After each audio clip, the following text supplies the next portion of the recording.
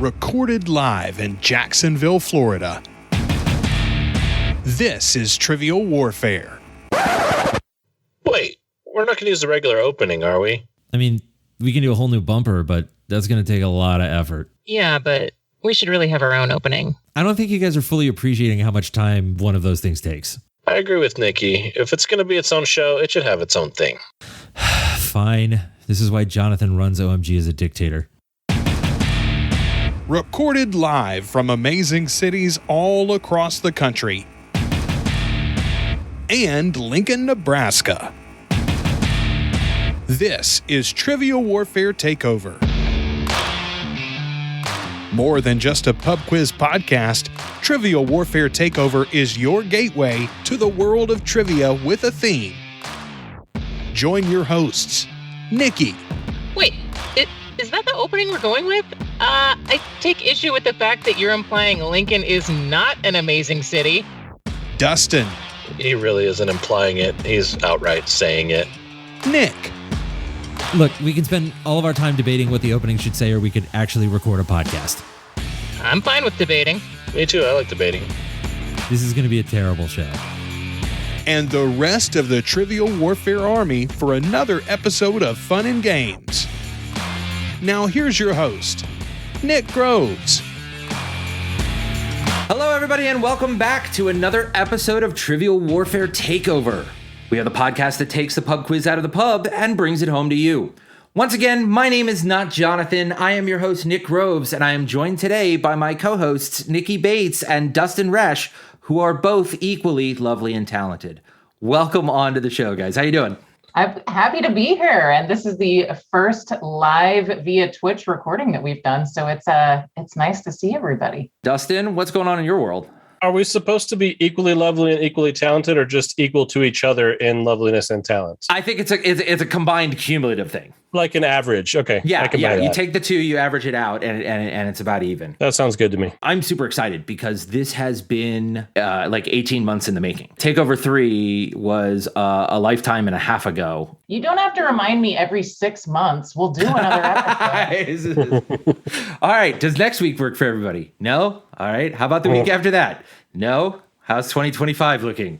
Not good, huh? All right.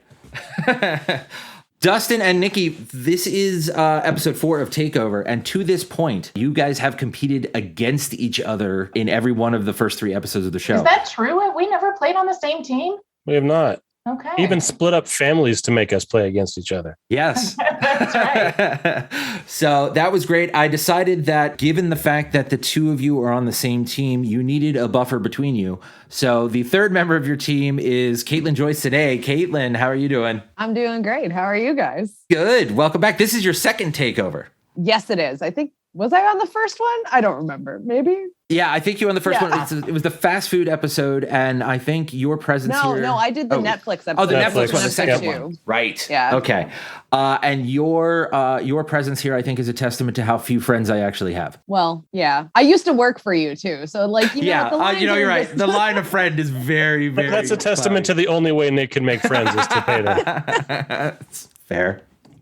Oh, now my feelings are hurt. Oh, well, that's not going to be the first time tonight, let me tell you. All right, so team number 1, Nikki, Dustin, and Caitlyn will be taking on team number 2. Team number 2 coming to you from the hilly Appalachian Mountains of West Virginia, Mr. Scott Barber. Scott, how are you doing? How's it going, Nick? How are we doing tonight? I am doing good. I am excited. This is your first takeover episode, and it's great to have some fresh blood on here. Right. This is gonna be a great time. And Brian waited, like you're saying, like what, a year and a half to get on here, and his penance for getting on here is getting teamed with me. I don't think it's quite fair either, but we're going to do our best to at least hang with the rest of these fine folks on this call. But sorry, Brian, in advance again, being stuck with me. But you know, draw the short straw in life sometimes. What can I say? All right, and welcome onto the show, the aforementioned Bryan Nash. Bryan, how you doing? I am doing fantastic. But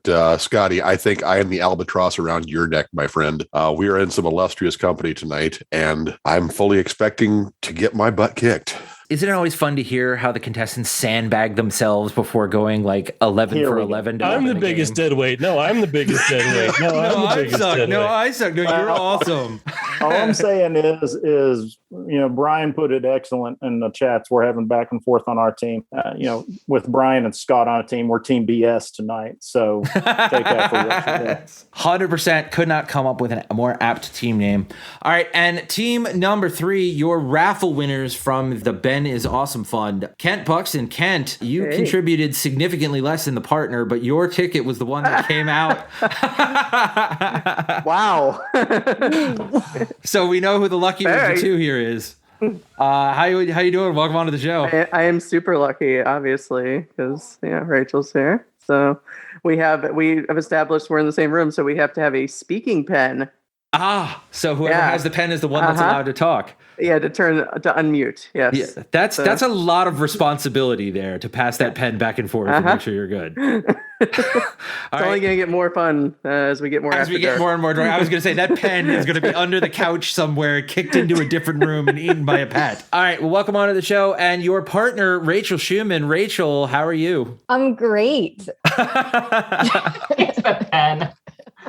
As it passes from window to window. No, it's a talking stick, but yeah. Awesome that Kent decided to add you to his team.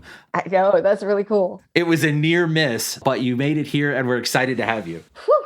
Thanks. Excited to be here. Those are your 3 teams. It is Nikki and Dustin and Caitlyn versus Brian and Scott versus Kent and Rachel. For those of you who are watching, we decided that it wasn't enough to do this entirely user submitted and live and on Zoom and streaming to Twitch. We also decided to add a 3rd team into the mix so that there are 8 of us that are going to be talking at the same time. I'm sure this episode will be a joy to edit. Oh, it's going to be the dumpster fire to end all dumpster fires. So yeah, once again, speaking of dumpster fires, if everybody in the chat and on the stream and everything are capable of doing this, this is going to be a mess. So hang out, have a drink, have some fun, and we're going to get going here with today's Warm It Up Chris. It's time to warm it up on Trivial Warfare today. And there's only one person who can warm it up for the TWA, and that's Chris. And sometimes Jonathan. I have here in front of me a fairly good Warm It Up Chris. I've been working on this for a while now, trying to make sure that it was as perfect as possible. And I looked at the people in the room and I said, okay, what can I pick that is not at all weighted towards one person, that everybody is going to have like a perfect, even ability to answer, and that we can go through and do this. And then Scotty made a comment involving me and Bruce Wayne. So I decided that today's Warmed Up Chris is going to be Batman villains. So I'm going to ask you to name a Batman villain. And as I said, I picked this category because it's obviously not factoring any one person over any other. Nobody here is going to have any significant advantage. So here are your qualifiers on it. The other thing that was difficult about this Warmed Up Chris was with 7 people on teams in this, it's not a matter of like, oh, I can just come up with 10 things and then everybody gets 1. So it had to be a longer list so that we could go through the list. Here are your qualifiers for today's Warm It Up Chris. The Batman villains are part of the Rogues Gallery. These are main villains, okay? Which means they have appeared in more than 15 issues of the comics, okay? So as an example, somebody like the Calendar Man does not appear because as he is a Batman villain, he has not appeared in enough episodes. I have on my list about 38 people that qualify for this honor, I guess, of being in Batman's Rogue Gallery. We were going to start with Nikki Bates. So Nikki, give us a Batman villain. Gotta start with the Joker. The Joker, number 1 on my list, and low-hanging fruit. So good work there. Scotty. Let's go with the Penguin. Penguin, excellent. 2 for 2 so far. Dustin, I know this category is going to be harder for you and Brian than most of the people in the chat, but if you could play along and have some fun with it, that'd be great. I'm going to go Killer Croc. Killer Croc, excellent. Number 8 on my list. Good work. Caitlyn. Bane. Bane, number 6 on the list. Excellent job. Brian. Oh, let's go with Poison Ivy. Poison Ivy. Good choice. Kent. Let's go with Mr. Freeze. Mr. Freeze is on here somewhere. Hold on a second. Oh, there it is. No, number 16. Dr. Victor Freeze is on there. Yep. All right. Rachel. Catwoman. Catwoman on the list, number 5. All right, one time through, 7 for 7. Excellent work for everybody involved. Nikki. Ra's al Ghul. Ra's al Ghul, not on the list. I am going to accept it. Listen, I am going to accept it. Not officially, according to DC, part of the Rogues Gallery. Ra's al Ghul is part of a different set of villains. He is part of the, let me see if I can find the actual name of it here real quick. The Rogues Gallery is a specific list based on appearances. Also, for example, people like Carmine Falcone is part of the organized crime list, not the Rogues Gallery list. But Ra's al Ghul is part of, I believe, the Assassins Guild. Yeah, so there's a whole list of League of Assassins. Exactly. So that's on the list. So well, I will accept those points that don't matter. I'm going to give it to you anyway, because that is somebody who should be on that list. Scotty. Have we said the Riddler yet? We have not said the Riddler yet. Number 2 on the list. Dustin. How about Clayface? Clayface is on the list. Excellent work. I was just saying it was Brian's turn, was all. What about Clayface? Caitlyn. Scarecrow. Scarecrow on the list. Number 9. Brian. Let's go with Harley Quinn. Harley Quinn is on the list. Excellent work. Kent. Let's go Hugo Strange. Professor Strange. Totally different character, not at all related or come up with at the same time. No, I think he's also a doctor of is listed as professor. Oh, really? Huh. Yeah. So, Rachel. I really love being in last place for this. King Tut. King Tut is he is a Batman villain, not on the list. Did not qualify, did not have enough issues in order to be on the list. Wah, wah, wah. Nikki, back to you. Did anyone say Riddler yet? Yes, Scotty, I believe. Okay, did anyone say Two-Face yet? No, Harvey Dent on the list. Number 3 overall. Excellent job. Scotty. This was probably wrong. Well, let's go Deadshot. Deadshot. Why would you think that's wrong? I don't know. It's a natural defeatist attitude. Yeah, okay. Valid answer. Welcome to me. He's on the list. You got him. Dustin. I'm blanking out. I think I'm going to say Dr. Scotty Barber. Really? That's it? That's your list? Yep. I highly recommend the Twitch chat for some entertaining wrong answers. Margaret Thatcher. Thanos. Thanos, there you go. If Dr. Scotty Barber was a Batman villain, what would his power be? Annoyance, probably. Just sitting there poking Batman until he says, "Stop it!" Just a general bothersome sound in the ears from an Appalachian accent. Right. That's one of those where Bruce Wayne is holding a party, and it's like, announcing to the party, Dr. Scotty Barber. Bruce Wayne just goes, "Okay." This freaking guy. Caitlyn.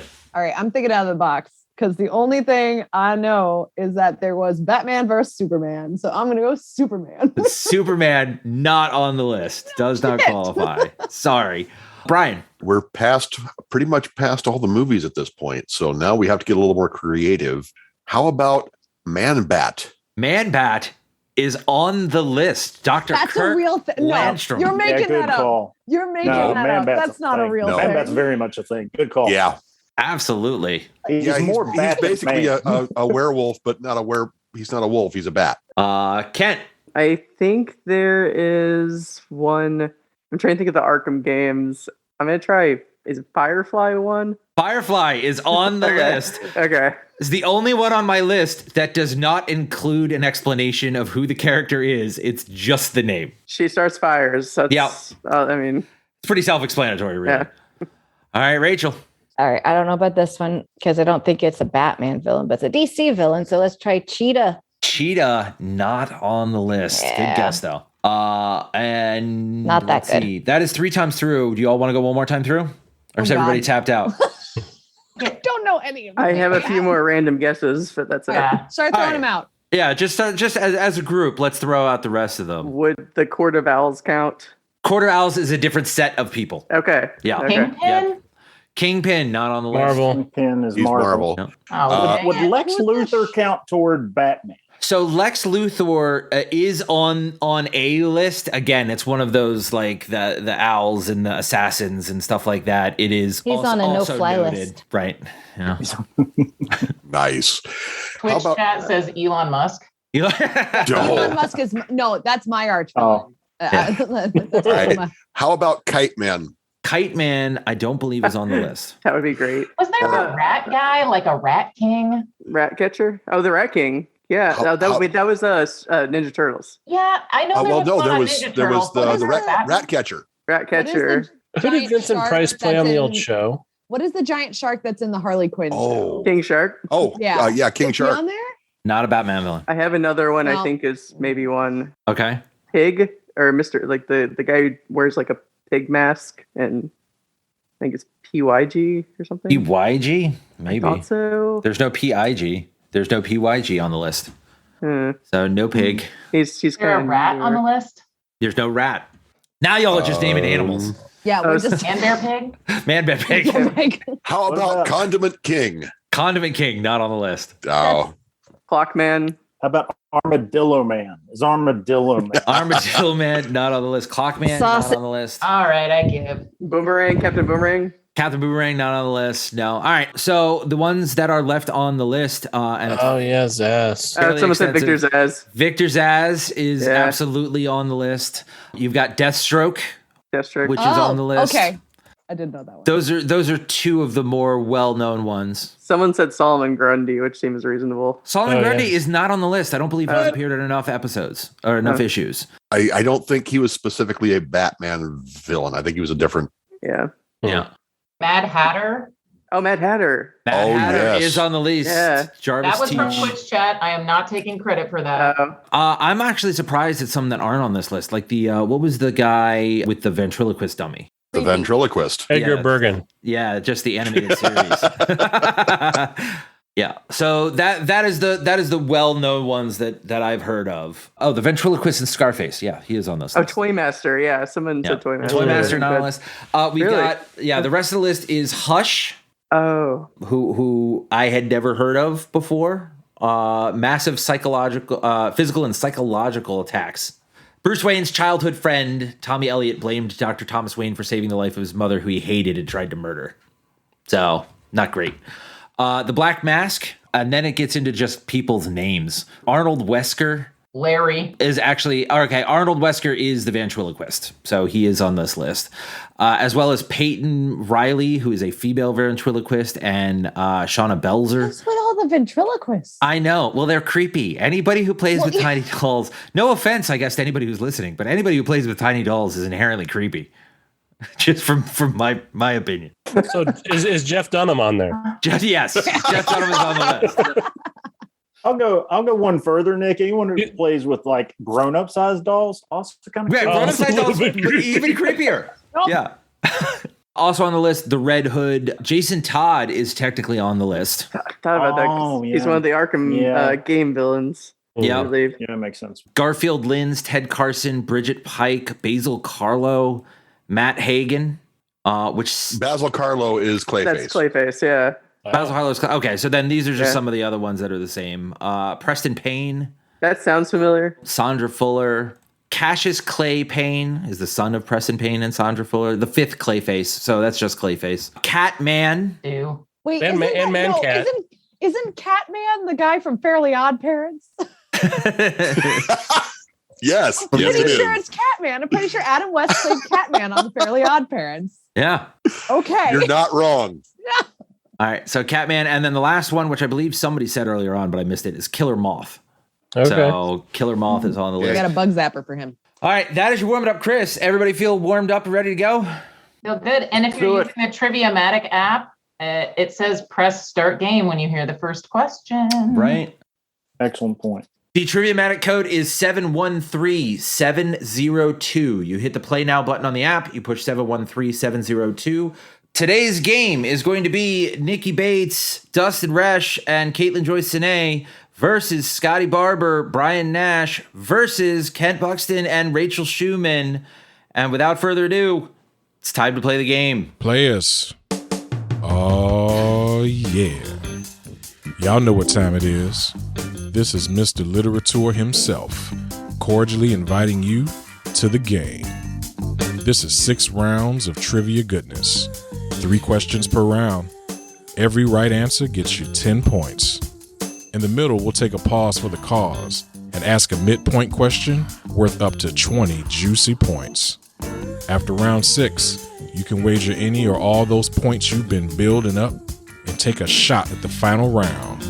It's a series of theme-based questions we call the Gauntlet. It's just that easy, baby. But this game ain't gonna play itself, players.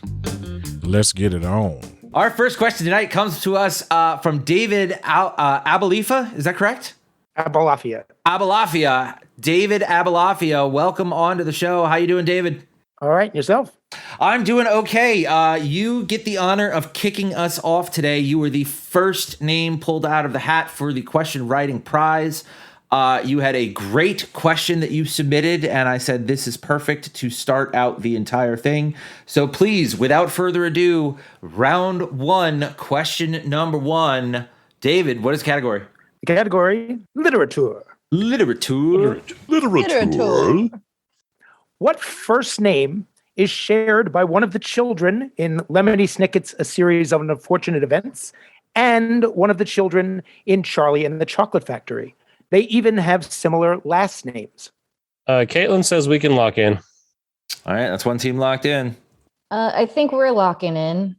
We are locked in as well. That is team 2 locked in. Wait a minute. No. All of us are. That's not everybody locked in. All right, so Scotty and Brian, you were the last to lock in. You all can talk out loud. Go for it. I have seen Lemony Snicket. I had to attack this from the Charlie and the Chocolate Factory angle. I could remember Charlie, and there was Mike TV, and there was Augustus Gloop, and there was Veruca Salt. And then I said, oh, wait, Violet Beauregard sounds a lot like Violet Baudelaire. We're going with that.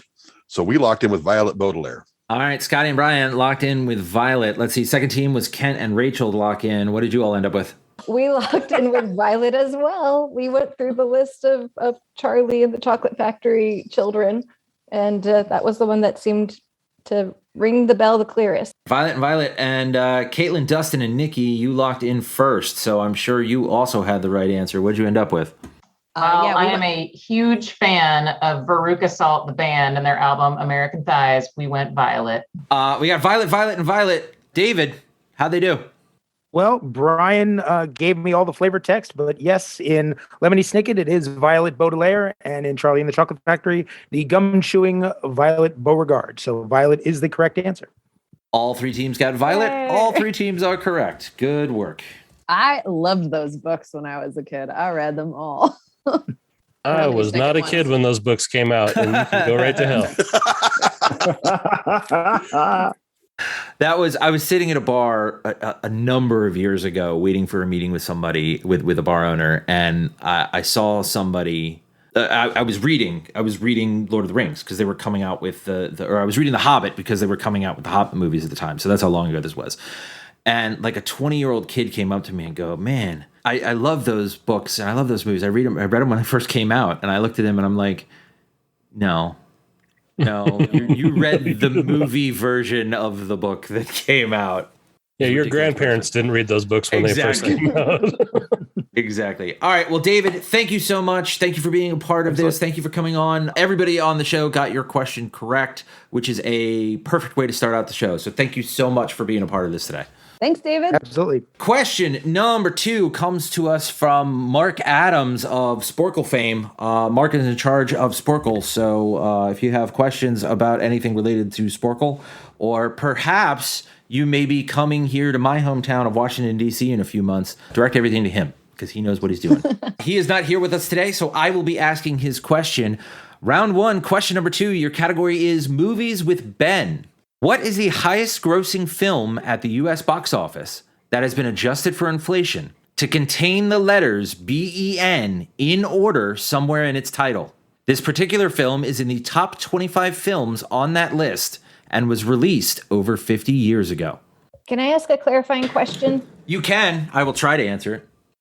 When you say the letters B-E-N in order, you mean there are not any other letters in between the B and the E in the end. Correct. Okay. Yep. That makes it a little easier. All right. So that was Kent and Rachel locked in. Yep. We are locked in. All right. Dustin, Nikki, and Caitlyn, you can talk out loud. We are. It's gonna go about as well as it's Flailing. going in our chat. I'm assuming it's got to be a word that ends in a B and then an EN eventually, like 2 words. Because I think it would end in BE because there's a lot more words that would end in BE than that would end in just a B, right? Like what though? Maybe like earlobe knob. I don't know. Earlobe. That is a very common blockbuster movie subject. Said No Country for Old Ben, but that's I like that. I'm trying to make it be the Ben movie about the rat with the Michael Jackson theme song. But I just don't see that being a big blockbuster smash. Let's see. It's not Ben with the Wind. Like I'm having such a hard time just visualizing anything of Mice and Ben. Yeah, any of the Benji films, I don't think were that kind of blockbusters. Definitely going to be something absolutely. Oh, obvious. is it Ben-Hur? Oh, of course it is. Oh, yes, we're dumb. Woo! Yeah, locked in. That's it. Submit it, Nikki. Lock it in. All right, so I think they're locked in with that. I don't want to think about it anymore. Nope, it's hurting my head.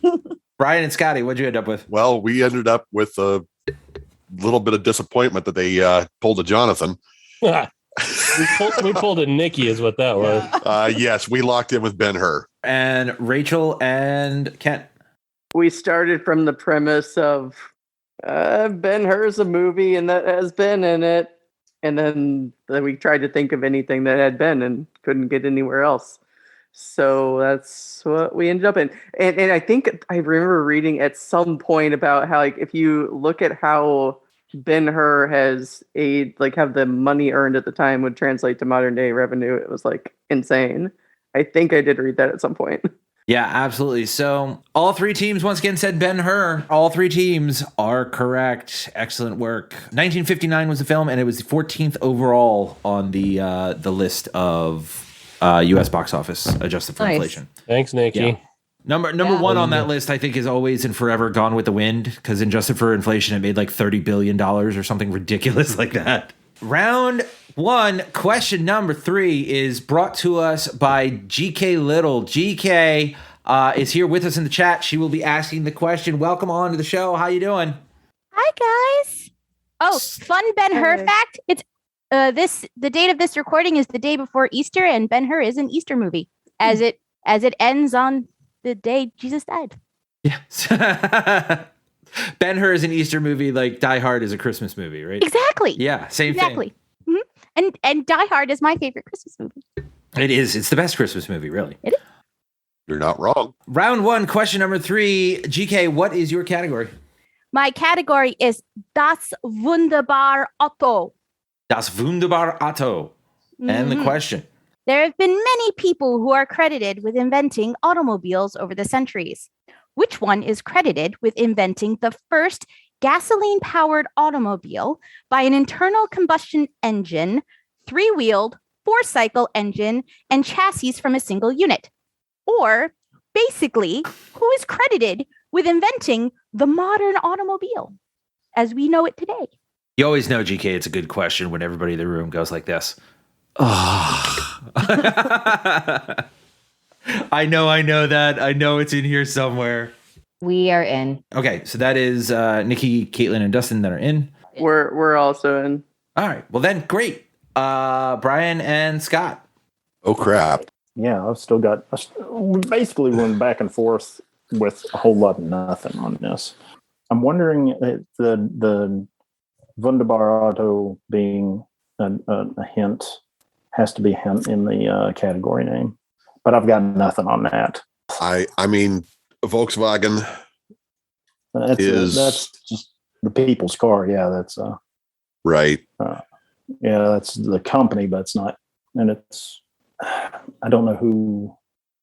The only thing I can think of that's even close to being German is, and I have no idea the origin of it, but just the sound of it is, there's the Borg Warner Trophy from like the Indy 500, but I don't know if that's any. I have no idea if that's association with that automaker or not, but that's literally all I got.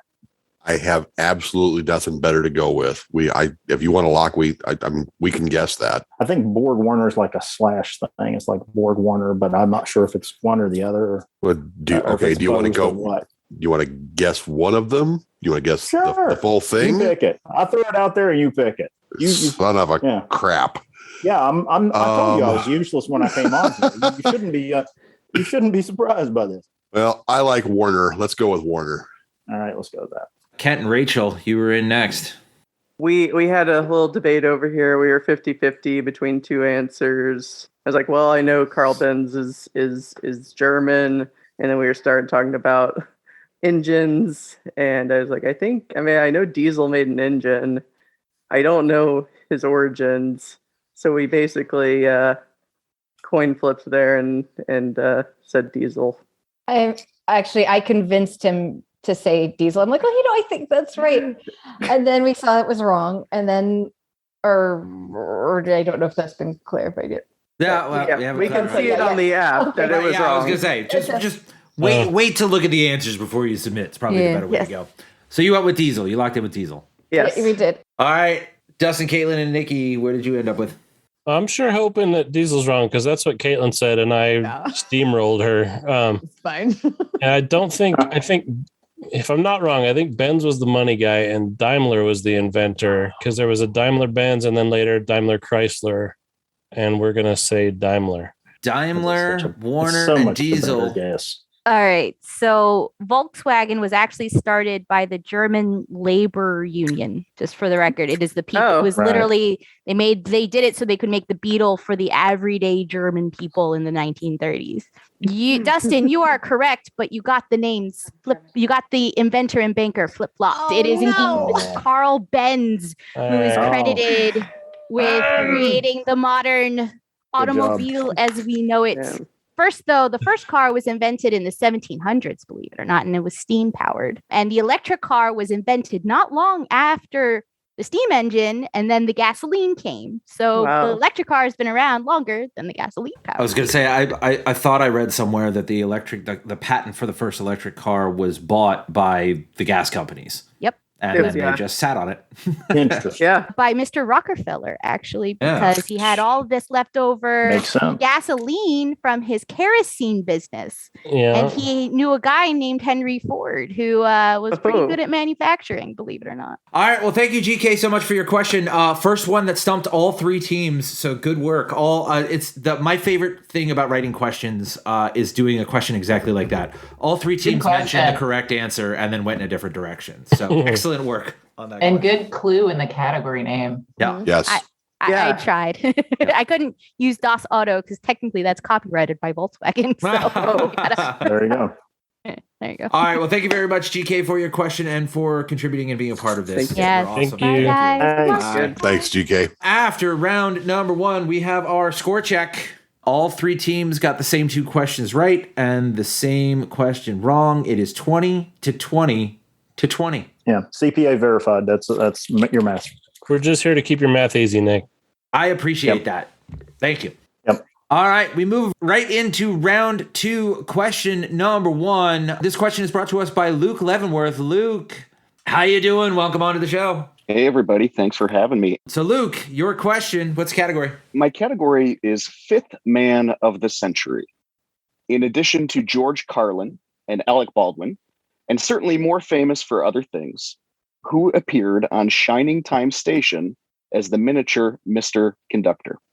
I just heard a meow meow. Is that a meow meow? Lots of meow meows? I also have meow meows. Am I just dumb? I have no idea. So are we talking out loud now? I think so, because everybody else meow meowed and we're just the idiots over in the corner going, I have no idea. Nikki, that popped in my head too, but now I'm confused. Is that to do with Thomas the Tank Engine or no? That's a totally different show, right? No, there were like different iterations. Okay, and I'm not sure exactly what the relationship is, but I am pretty sure it's. Then I think you're right. All right. I'm good with whatever. I do not know. Okay. I'm going to lock it in then. All right. So they are locked in with Ringo Starr. Kent and Rachel, what'd you lock in with? What were your meow meows? She meow meow.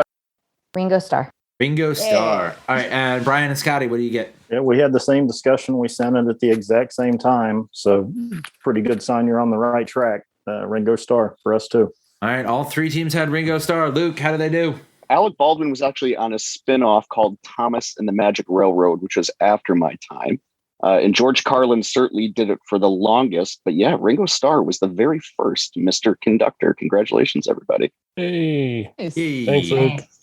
Everybody, Thanks, back everybody. all the winning track. Luke, thank you so much. Excellent question. Thank you for coming on. You got it. Adios. Yeah, thanks. Great Bye. question. Round 2, question number 2. Our question writer for this question is Mr. John Liu. John, welcome on to the show. Your question, what is the category? Category is language. King Sejong the Great is celebrated for creating the written language of which nation?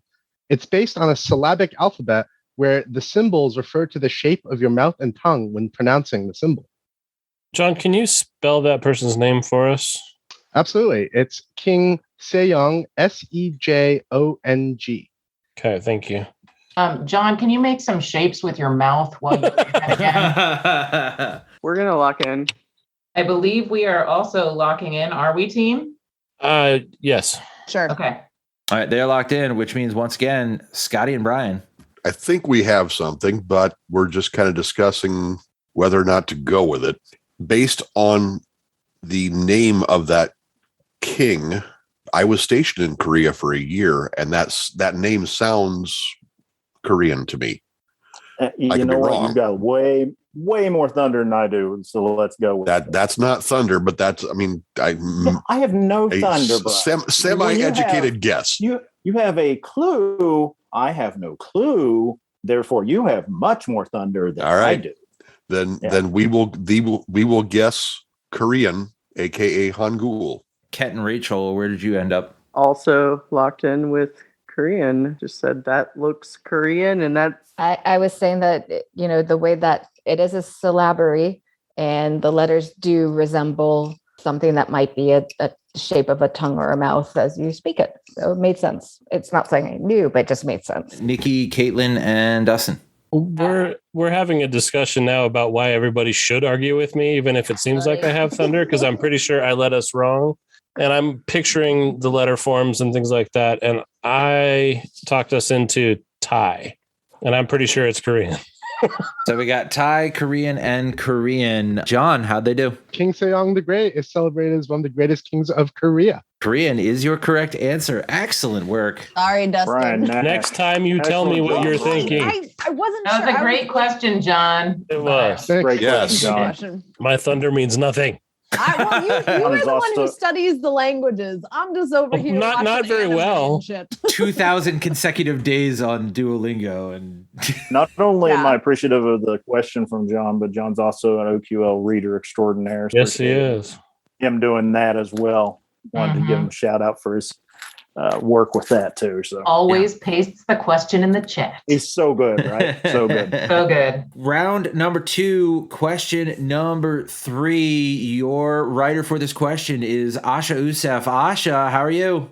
I'm good, thanks. How are you guys doing tonight? Doing great. So excited to have you on the show. What's your category? My category is geography. Geography. Happy. Yes, and the question is, which African nation is the world's newest internationally recognized country? Easy, straightforward, simple. We should have answers here in any second. Shut I'm up, ready. Nick. We're in. Rachel and Ken are in. We have filled Dustin with self-doubt now. Yeah, I'm a puddle of doubt now. What is Dustin's middle name? God, I don't know. What do you guys think? Whatever you say, I trust whatever you say. I've been wrong so much, I just can't. I can't do it anymore. Then, yeah, I think we're good, Nikki. Okay, but You want to argue about it some more? Let's do. You literally both said the same thing. So That doesn't necessarily mean anything either. But I said a couple of things. If I also said it, it's probably wrong. All right, we've gotten into Dustin's head. Man, there's room in here for everybody. This thing's huge. So are we going with the thing or the thing? The thing that we agreed on. yeah, go with that. Go with unless you're Yes. 100% sure, do not change your answer. Do not talk yourself out of the correct one. Okay. We are locked. All right, they're locked in. Scotty and Brian. Well, while they've been talking, we've been typing furiously over here. Scott, I have no thunder. I don't know. Your immediate guess was South Sudan. I'm okay with going with that if you want to. I don't know if it officially came in the 90s, but that seems a while back. But at the same time, I don't have anything. I don't have much better. Let's put that way. Right. Eritrea, that's the one that just got renamed itself, right? Or somewhat recently. I thought so, yeah. But I didn't think it was a new country. But again, right. It wasn't. Of all the ways I'm stupid, I'm most geography stupid. And that's saying something. He's most the thing with the places and the stuff and where it goes. That's that thing. Horrible at that. All of those, not great. So, all right. Scotty says, hey guys, did you know there was a Virginia now? Right. Yes, Santa Claus, there is a Virginia. All right. Should we just go with South Sudan? Let's just lock in. Yeah, let's just lock in with South Sudan. Yeah. All right, South they're Sudan locked in with South Sudan. Nikki, Dustin, and Caitlyn. So there were a couple possibilities for us. I know South Sudan was added when I lived in my old house. So 2013-ish, Life 2012. benchmarks. But also I know Swaziland became Eswatini. So does that mean that they were recognized later? So, but Dustin also said South Sudan. So we went South Sudan. South Sudan and South Sudan. Rachel and Kent, where did you land? Immediately typed into the app South Sudan, and then we were like, yeah, it's Meow Meows, but it's not quite Meow Meows, because then we ended up talking about Swaziland, Eswatini, but like, no, that's just a name change, so it's got to be South Sudan, right? Like, so yes, locked in with South Sudan. All three teams locked in with South Sudan. Asha, are they right? Well, the country formally declared independence on July 9th, 2011. So it's about the age of some of the fifth graders I taught last year. It is South Sudan. I got a geography question right. I love that one. Holy crap. Scotty knew where the thing was. I was way off with the time. I thought that was in the 90s for some reason, but that's mostly because I'm an idiot. Kent even said, hey, that was 2011. It's like, oh, yeah, okay. Scotty has proven himself a master of South American geography. Excellent work. Yeah, let's go with that. Yeah. Thank you so much, Asa. Excellent question. Thanks for having me. Excellent job. Thank you. Thanks, Asha. After round number 2, we have a score check. Nikki, Dustin, and Caitlyn have 40 points. Team 2, team of Nash and Barber, have 50 points, and Kent and Rachel have 50 points. So it is still a very close game, but we got our first separation of the match. We move on to round 3. Question number 1. Your question writer for this question is Clint Givens. Clint, how you doing? I'm doing great. Thanks for having me on. Super excited to have you. What is your category? The category is movies. Movies, and your question. What is the all-time shortest Best Picture Oscar winner? For that, we've got to go back to 1955, the release year of what 90-minute film whose title is also the name of a character that earned its actor a Favorite Movie Actor Award at the 4th Annual Nickelodeon Kids' Choice Awards. Whew! That's a big question. Oh, yeah, we're locked in. Hey, Rachel had Meow Meows on that, but I'm not totally sure. So maybe one meow. Maybe one meow meow. One meow. A single meow. A mew. Okay, I think we're locked in. All right, I believe that leaves Nikki, Dustin, and Caitlyn. Oh no, we locked in already. Oh, you locked in? We've been in for a while. Oh yeah, we've been in for a while. Okay, well Sorry. then Brian and Scotty, you can talk out loud. That's my bad. Okay, we were stuck on Harvey for a while. There was no actor playing Harvey, but I had to hear it again to go, okay, you're not talking about the person that played the character in this movie. It was a character named this that won, and we're going, okay, that just Harvey didn't make sense because I can't. It certainly wasn't Harvey Dent. But then Scott remembered that there is one called Marty, and there was the whole Marty McFly. So we locked in with Marty. Nikki, Dustin, and Caitlyn, what did you lock in with? You said we've got to go back to 1955. And that made me think, Marty, we got to go back. We got to go back to 1955. So we went Marty. See, I had it from Quiz Show. She had it from the I actual also clue that had was it in from the clue. Quiz Show as well. I had it Dustin. from I hit it from Quiz Show too. on the waterfront versus Marty. Yeah. Yep. All right, and Rachel and Ken, where did you get it from? Quiz show, actually. Yeah, 100%. I was like, I don't know all of the best picture winners by year, but I do know 1955. That's why the guy took a dive. Broke my heart. All right, so all three teams locked in with Marty. Clint, are they right? Unbelievable that old Biff could have chosen that particular date. It could mean that point in time inherently contains some sort of cosmic significance, almost as if it were the temporal junction point for the entire space-time continuum. On the other hand, it could just be an amazing coincidence. Nicely done. Beautiful. Wonderful. Correct Wonderful answer. Very rendition. good. Perfect. Beautiful. Outstanding. Thank you. And Clint has as an just extra raised the bar. as an extra bonus fact for you, the winner, of course, was Michael J. Fox as Marty McFly in 1989. And he is the all-time shortest winner of Favorite Movie Actor on the Kids' Choice Awards. Yeah. Oh, that's hilarious. I honestly, Clint, when you sent in this question, I'm like, there's no way that the Nickelodeon Kid Choice Awards started in like 1985. That's the most incredible fact of all of this to me. Well, it would have started, I guess, in 81, right? If it's the fourth one. Well, this was the 89 one. It was the fourth one, I think. It was the 85 one that was the first one. All right, Clint, thank you so much. That was an excellent question. Great question, Clint. Great job. Nice. Thanks. All right. Round 3, question number 2. For that, we go to Alex Eveland, who I do not believe is with us. So let's give it up for Alex Eveland and his question for tonight, which will be asked by me. Your category is NSFM, or not suitable for magic. At the Magic Kingdom in Florida, Tinkerbell flies down a zipline from Cinderella's castle toward Tomorrowland during the nightly fireworks show. At Disneyland in California, Sleeping Beauty's castle is much too short for Tinkerbell's memorable flight. Instead, she starts her journey from which structure? The tallest in the park. All right, we're locked in. I want to remind you both to argue with me if you think you should argue with me. No, on this one, your guess is as good as mine, Dustin. It's fine. I think that is good. Yep, agreed. We are locked in. Locking in. Yeah, we're locked in.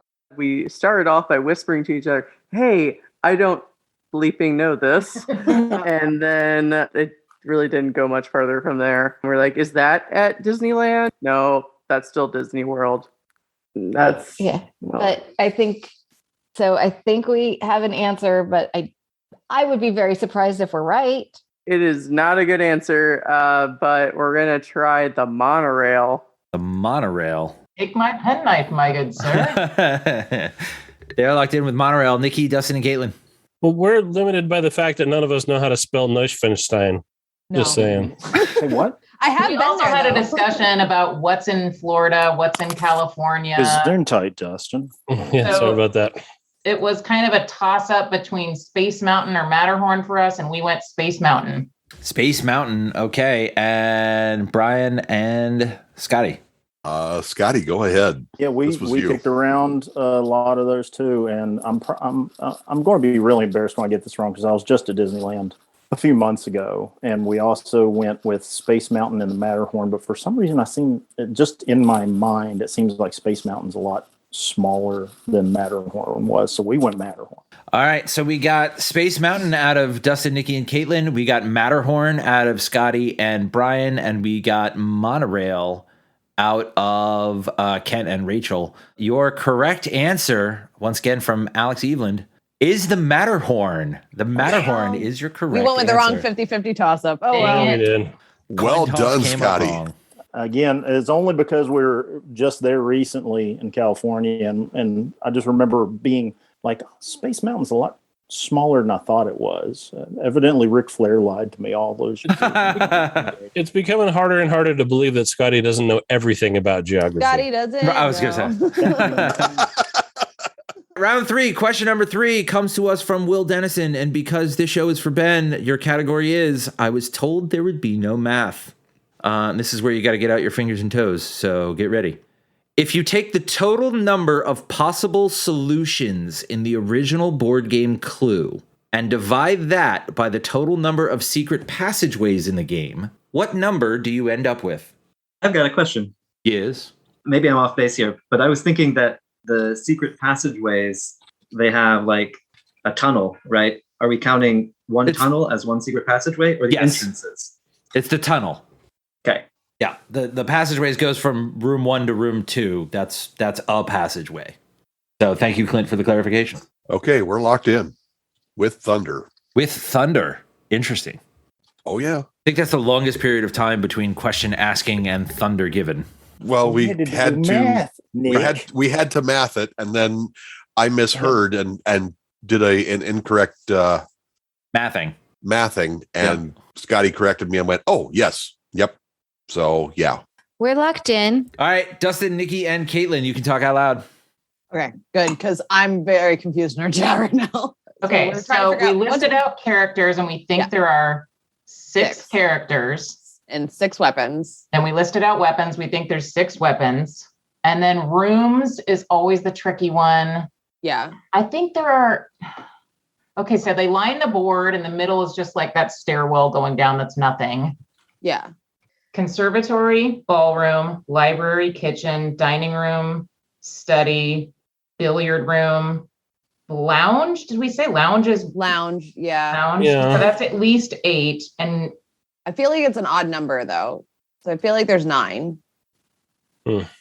I think, I don't think it's just a 3x3 or like a 4x3. I think there might be like one of them has littler rooms that make up the size of one big room. Yeah, I think there are 9. I think there are 9 rooms. Okay. So, okay. So 9 times 6 times 6, right? Yes. And then passageways, we think 2, right? Yes. I don't know how to do the factorial math anymore. I don't either. So do you guys just want to pick a number?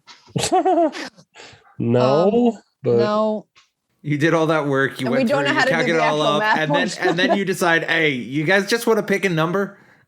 All right. Well, you know what? Let's just times them all together, and then we'll just divide by the secret passageways. Let's do simple math, and if we're completely wrong, we're completely wrong. I don't remember how to do this anymore, and I don't want to think about it any longer. I think that's 162 if we do the math that way. Okay, we're going with 162. 162. All right, Rachel and Kent. Who has the talking stick? It looks like Kent's still doing math in his head. I have it now. Sorry, I just didn't do the double layer of unmuting myself. Okay. So we also had 9 times 6 times 6 divided by 2, 162. Brian, with your thunder. There are definitely 6 people, there are definitely 6 weapons, and there are definitely 9 rooms in the original game of Clue. I misheard it initially and took it times 2, and Scotty corrected me. And no, we divide by 2. Oh, right. Then that math comes out to 162. We agreed, locked in immediately. So all 3 teams have 162. Your correct answer is 162. Whoever said factorial first owes me some aspirin. I think who's over here overcomplicating it. Yeah. So 9 factorial times 6 factorial times 6 factorial is 188,116,992,000. I'm glad I didn't try to sit here and do I that forgot math. to carry the 1. Divided by 2. Oh, And for all of the European listeners, Cluedo. Right, yes. Yeah. So you can get back on there. Score check halfway through the game. The team of Caitlyn, Dustin, and Nikki have 60 points. Nash and Barber have 80 points in the lead, and Kent and Rachel with 70 points. 10 points separates first, second, and third. Nash and Barber in the lead, and I feel really good about how I divided up the teams for this game. Your midpoint question is brought to us from Jacob Johnson. Jacob, how you doing? Welcome on to the show. Doing well. Glad to be here. Thanks for having me. Yeah, super awesome for you to contribute to the whole thing. So, Jacob, what's the category? So the category is whirly birds. Whirly birds. All right, and what's the question? So the U.S. Army has a tradition of naming their helicopters after Native American tribes or leaders. According to GoArmy.com, 4 of 5 active helicopters in the fleet right now are named after Native American tribes or leaders. For 4 points each, or 5 points each, can you name the 4? And I have a slight hint if the three teams would like to agree on that. Do y'all want an extra hint? I vote yes. All right. Well, I hear no votes, so go for it. Okay, so it's one leader and three tribes are the names you're looking for. Okay. Great question. Such a great question. Isn't it a good question? Yes. And Jacob, I love it, but I hate you, man. All right. We are locked in. We are locked in. Yeah, we're locked in. All right. We also are probably about to lock in. I'm pretty sure we know three of them. Black Hawk being the chief, which I thought there was also a Black Hawk tribe, but if there's one that's going to be a chief, then it's Black Hawk. Second one, definitely Chinook and Apache. Those are the two that we came up with pretty quickly. And then the fourth one, no clue. So we just kind of said things that sounded reasonable for, I would name a helicopter that. Sounds great. So we went with Arapaho. Arapaho. Apache, Chinook, Black Hawk, and Arapaho. Next to get in was Nikki, Dustin, and Caitlyn. We listed approximately 1 million tribes in the chat and came up with Apache, Chinook, Black Hawk, and Mohawk. All right. And Dustin and... Nope. Not Dustin and Scotty and Brian. This is all Bryan Nash, the great and powerful Bryan Nash. Well, you're the one who was just spitting them out, and I was like, sounds great, man. Let the smart guy who served in the military actually answer all the questions on this one. In his head, Scott is going, I am the greatest. I picked the greatest partner. So Apache, very definitely. The Chinook, Black Hawk. I mentioned Chief Black Hawk earlier in the conversation, amazingly. Which he was local. He was from around here. The one that I think everybody else missed that I think is a helicopter is the Comanche or Comanche. So we went with Black Hawk, Apache, Chinook, and Comanche. All right, so we've got all three teams with Black Hawk, Chinook, and Apache, and all three teams with three different answers for the third one. Jacob, how'd they do? So the three that you all said are correct. Apache, Chinook, and Black Hawk. He's also the inspiration for the NHL team out of Chicago. But the newest one, which replaced the Kiowa helicopter in 2018, is the Lakota. Oh, I did throw out Lakota too. You did. I've never heard of it, but that's really new. Yep. And for some weird reason, the fifth one's called the Little Bird and not named after a tribe. So thank you. All right. Thank you so much, Jacob. Thanks, that was Jacob. an excellent question. That was a great one. Great and question. Lakota's right by me. I should have got that. Yeah, you should have. Fantastic question. And you should feel bad. Yeah. All right. So your score check after the midpoint, we've got, let's see, Brian and Scotty with 95, Kent and Rachel with 85, and Nikki, Dustin, and Caitlyn with 75. So good work. Someone's asking about the Iroquois. The U.S. Marines still use the Iroquois. It's also known as the Huey. Okay. But the question was the U.S. Army. Yeah, U.S. Army Marines is, part of the Army, a different branch, right? Navy. Part of the Navy. Yeah, part of the Navy. It's a different branch. Exactly. So that would explain why. Cool. That's a good question. You had to know about a couple different things. I like that one. Yep. Yeah. Okay. Thanks, Jess. All right, that is the end of our first half. Before we go on to the second half, it's time for a word from our sponsor, BetterHelp. Sometimes we get stuck and our brains just get locked in on problems, right? I mean, when we're in problem-solving mode, we're hitting it. We're doing great. But sometimes we can't see our own problems. Sometimes we can't solve our own problems. Solving your problems is a great feeling, but talking to a therapist can be a great way to spot problems that you may not be aware of and to deal with them. I was in a messaging thread the other day and somebody asked me about BetterHelp and they were like, "Do you really use BetterHelp?" And I said, yes, absolutely. 100%. BetterHelp has made a big difference in my life and happiness over the last year, 2 years, 3 years. It's a difference maker. It's been a difference maker for me, and something tells me that it might be a difference maker for you.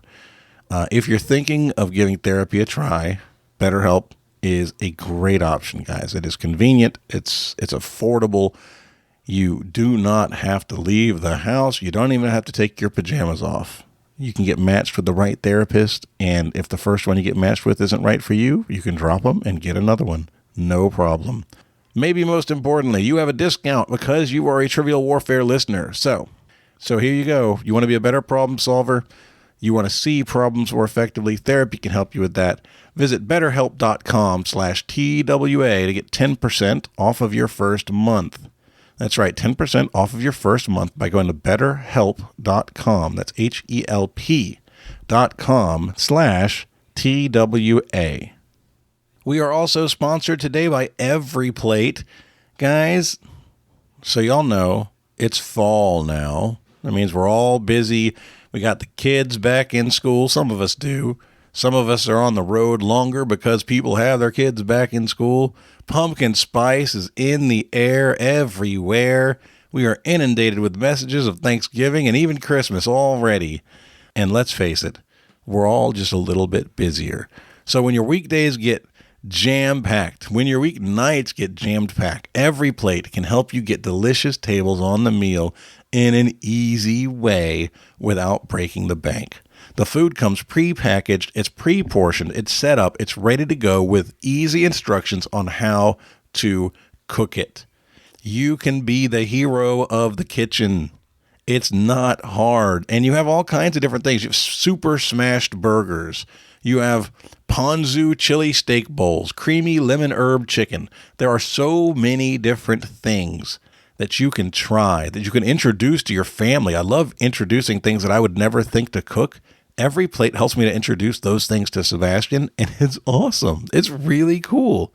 Now, I can't say that he loves everything because he's a picky little kid, but that's not because of EveryPlate, and it's not because of my cooking. It's because he's a picky little kid, right? But your picky little kid might like one of the new things they discover, and that makes them just a little bit less picky, which is awesome. EveryPlate gives you so much bang for your buck. You can save time, you can save money, and you can have awesome, real cooked food in your house. It's the way to do it. You can get your first box for just $1.49 per meal. That's a great deal, by the way. Just $1.49 per meal by going to everyplate.com and entering code TWA149. That's right. You can get started with EveryPlate for just $1.49 a meal on your first box by going to everyplate.com and entering code TWA149. All right, let's get on with the second half of today's game. We're going to go ahead and move into round number 4 with question number 1. That question is going to be asked by Mr. Marcus Plaisance. All right, Marcus, what is your category? The category is the Supreme Court of the United States. Supreme Court! There are currently 2 associate justices serving on the Supreme Court of the United States who were nominated and confirmed in the 1990s. Name them both. Both. Excellent. All right. Good job. Now go to bed.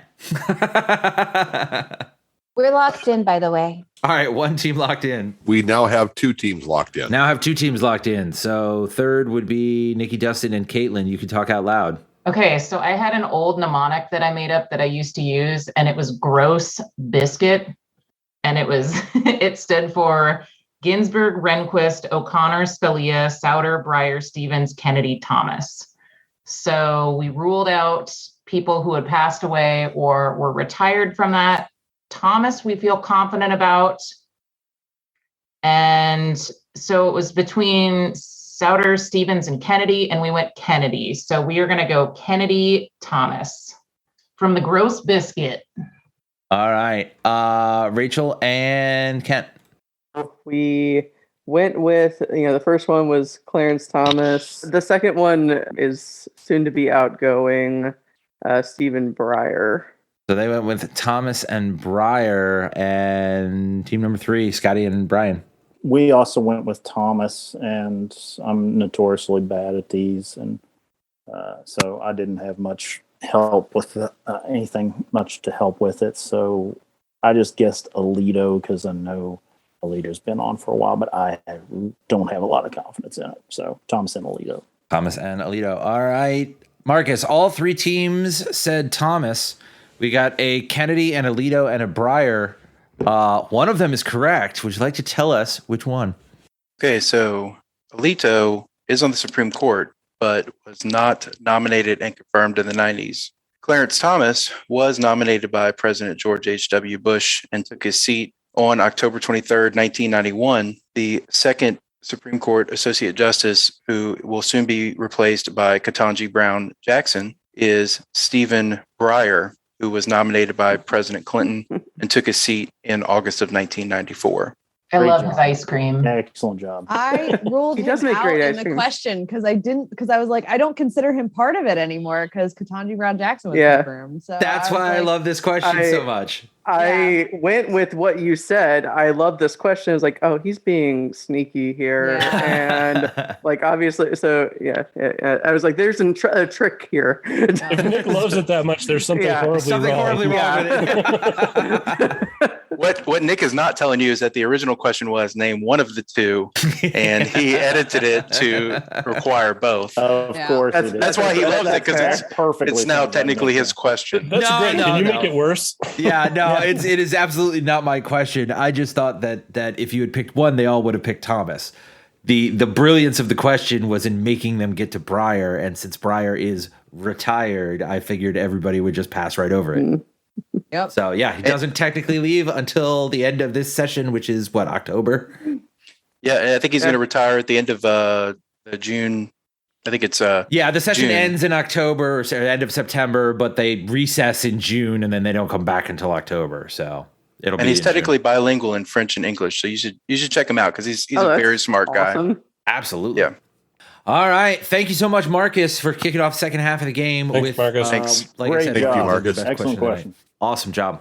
Round number 4, question number 2. This question is brought to us by Ian Schultz. So thank you, Ian. I don't believe Ian is here with us. Your category is photography. The term camera obscura comes from the Latin for dark chamber. The method involves a very small opening in a wall or curtain where the light passes through to be projected on the opposite wall. What natural event is probably the most common and largest instance of camera obscura in modern times? We are locked in. All right, Kent and Rachel are locked in. We are locked in. Ooh, 2 teams locked in. Scotty and Brian, you can talk out loud.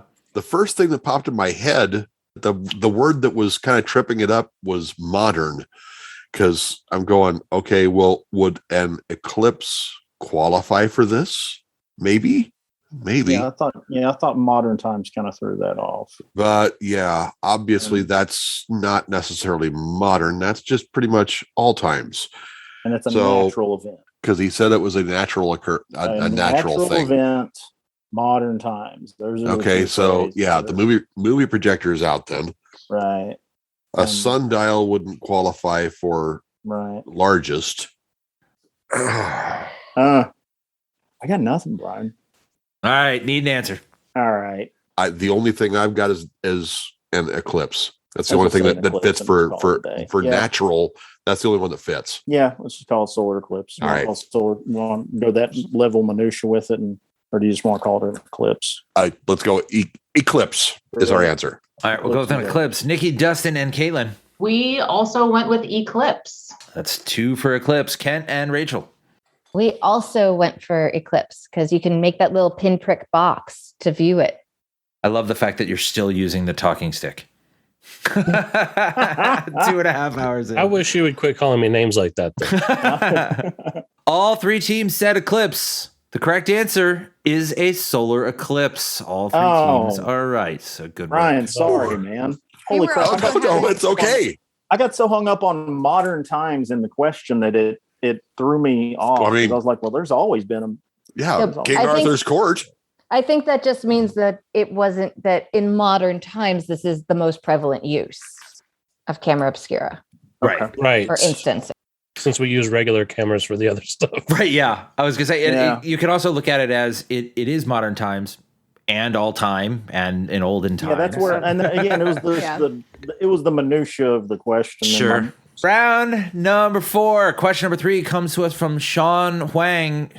Sean, I don't believe is with us tonight, but he sent in this question. Your category, it's televisiones. Televisiones. Specifically, Game of Thrones. After the assassination of Daenerys Targaryen, the Great Council of 305 AC convened to decide the fate of the Seven Kingdoms.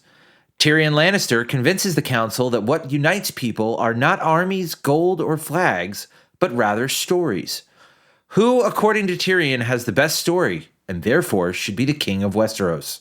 Meow, meow, meows. Meow, meows. And this is the show. Meow, meow, Is that meow. right? This is the show, yeah. Meow. Meow, Unless meow. you have the book that is the end of the unless series. you want to let us in on In which case, we should talk later. That's a spoiler. Yeah. Yeah, Yeah. Oh, yeah. Spoiler alert. Oh, yeah. Spoiler alert. If you haven't seen the last season of Don't Game worry of about Thrones. it. Don't watch just it. don't worry about it. If you haven't seen Just it, don't you're watch all it. It's okay for us to spoil it because it's all right. Move on Save to your something. time. Save your- Also, I save just your want to hours. note that he had time to create I think he was creating the world or the mythology for Elden Ring, yet Yeah. he still doesn't have time to do. Okay, anyway. He wrote himself into Side a corner point. and is never going to actually finish writing the books. So he doesn't have to. The show's over. We are locked in, by the way. You are the third team. So what are you locked in with? Oh, well, hell.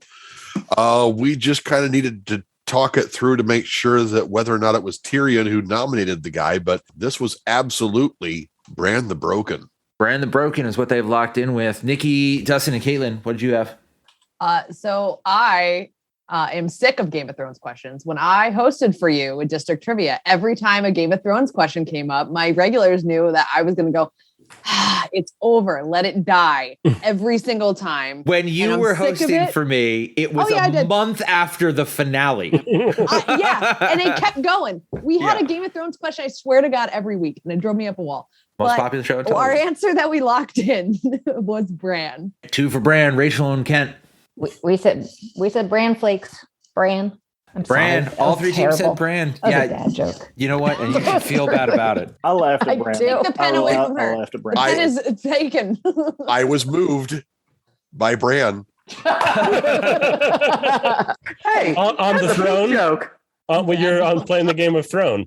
I love you so much, Dustin. All right, all 3 teams said Bran the Broken. All 3 teams are correct. Bran wins the Game of Thrones. That proves that the way you win games is by staying out of them till the very Yeah, I end. think you weren't even playing. Just get on the sidelines and stay there and then come in right at the end. Absolutely. All right, score check. After round number 4, we've got still in lead Brian and Scotty with 115.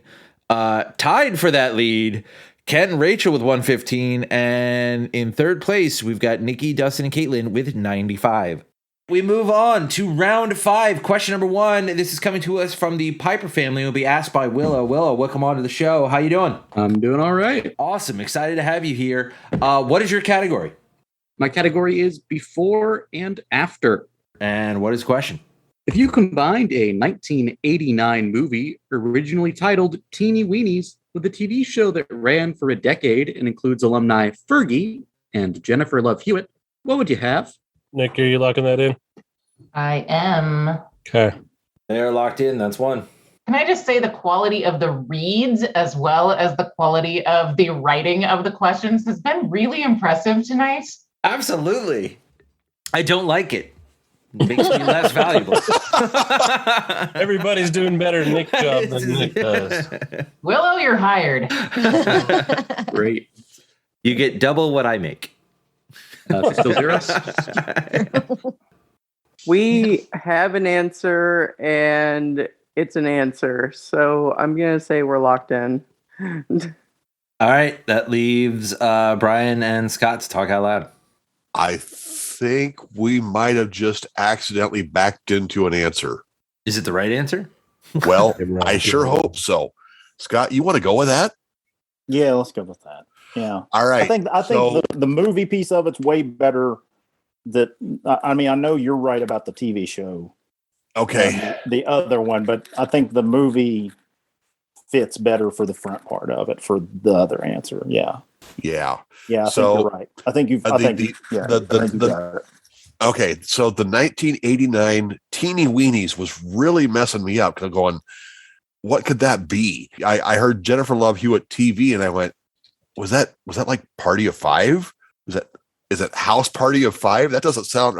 Why would House Party be Teeny Weenies? That doesn't make sense. So we were kind of stuck there for a while. It's like, okay, well, if it's not House Party, what else could it be? What else would be Teeny Weenies? It's like, well, Gremlins, but Gremlins was way earlier than 89. 84. Yeah. So what else could it be? And it's like, well, finally came up with maybe Honey, I Shrunk the Kids. Well, okay, what else would go with that? And Scott said, what about Kids Incorporated? Yeah. So we like it. We're going to go with Honey, I Shrunk the Kids Incorporated. Honey, I Shrunk the Kids Incorporated. All right, Rachel and Kent, what did you lock in with? That might be a good back in. I'd never heard of Kids Incorporated, but we ended up with Honey, I Shrunk the Kids. And then we were like, well, I don't know. Is Jennifer Love Hewitt Canadian? She might be Canadian. Let's go with Kids of Degrassi Street. So, Honey, I Shrunk the Kids of Degrassi Street. I don't think that ran for No, I don't think that one ran for a decade. But whatever. All right, and Nikki, Dustin, and Caitlyn. I remember those days when we would get the free Disney Channel preview and I would get up early and watch all day.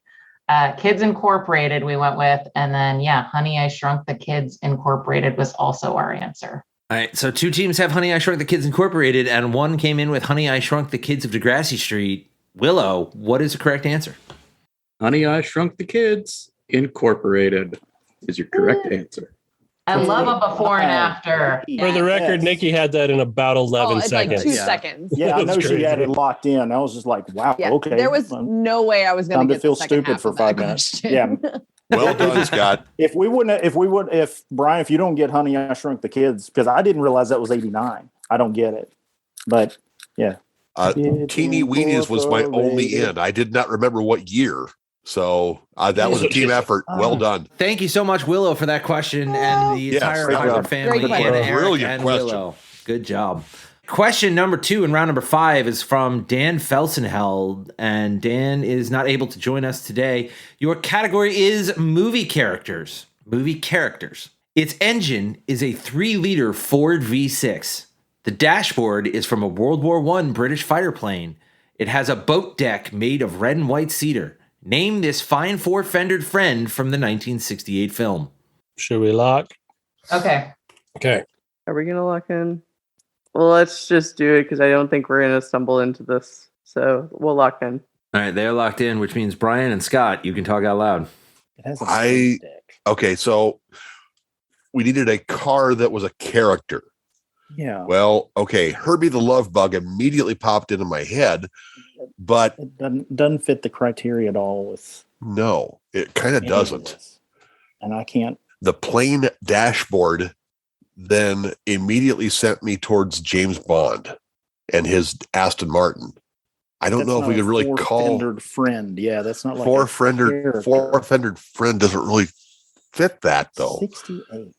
How about Chitty Chitty Bang Bang? I don't know anything about that movie, so if you say that's what it is. Well, I might have lost a trivia game because of that particular movie because I forgot that it existed. Chitty Chitty Bang Bang was Dick Van Dyke.